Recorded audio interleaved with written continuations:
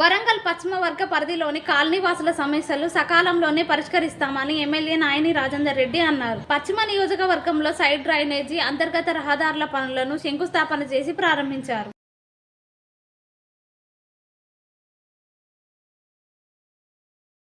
అనంతరం కాలనీలో పర్యటించి మాట్లాడి సమస్యలను నేరుగా తెలుసుకున్నారు.